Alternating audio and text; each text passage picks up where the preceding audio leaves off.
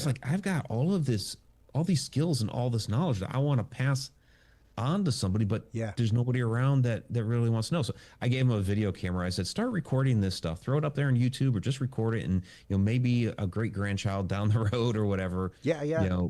will pick up an interest. But yeah, I mean, he's looking at that right now, that his skills and knowledge in woodcraft and machining is going to get lost.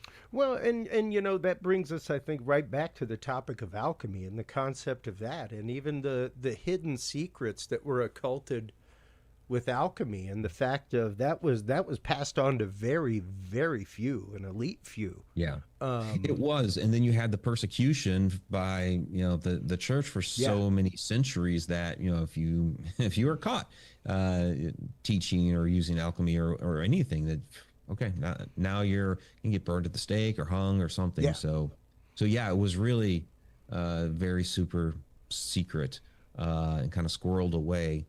And so a lot of that got lost.